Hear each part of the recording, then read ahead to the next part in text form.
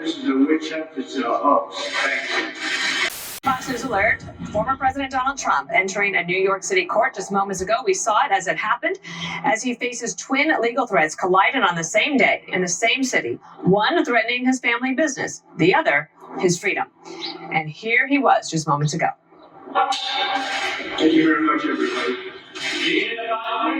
This is a witch hunt. It's a hoax. Thank you.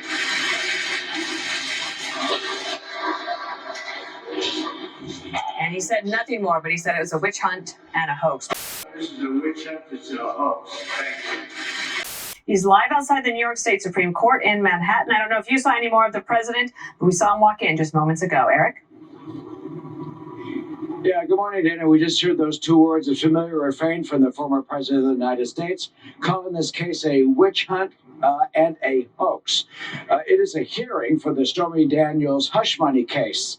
Judge Juan Merchan has delayed this trial 1 month to start on April 15th, but Trump's lawyers want a 90-day delay on this trial, or at least try and dismiss the charges completely, in terms of the allegations that the president used money paying through his former fixer, Michael Cohen, in order to buy Stormy Daniels' silence for the alleged affair that Mr. Trump denies. All right, so we have the first still pictures from inside that courtroom.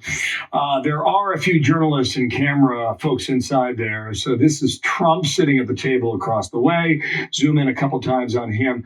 Court's been underway for about 30 minutes. The judge gavelled things in at 10:07 Eastern time. We've got some ongoing notes about the DA's office, says there are about 300 relevant documents. The defense claims there are thousands and thousands. Keep in mind about that document dump that happened about a month ago. That's part of the reason why this case has been delayed for 30 days. And but the judge is insistent on getting things rolling today. And so here we have it. The judge also says that there are not significant questions of fact to be resolved. Okay, and is asking questions related to the amount of documents produced by the Southern District of New York County. Okay, so March 25th is the day. That's where we are now. It was the end of February. That's been punted into today, and they are underway. So here we are with that. Thank you, Harris. See in the minutes. First photos from inside the courtroom now as that case gets underway. Andy McCarthy has been listening and riding along with us, listening kind of sort of because there's no, recording devices in the room, we should say. Your headline at the moment, Andy, is what?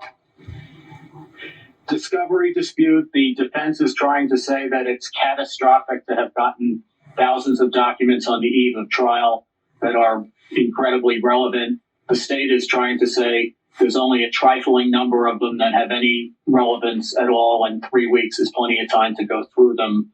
And that's pretty much what the battle lines are at the moment.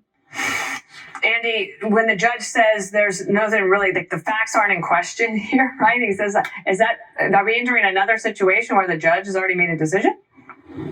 Yeah, I wish we had a little more context on that, Dana. I assume what he's talking about is the number of documents that makes sense. Were supposed to come in from the Southern District and not how relevant they are, because the big argument right now seems to be over how relevant they are. So I can't see that there's no factual dispute on that. Thank you, Andy. I know that everyone here will soon be marching over to the Capitol building to peacefully and patriotically make your voices heard. It's not about justice. It's not about agenda. It's not about mobilizing people. It's about dialing for corporate dollars.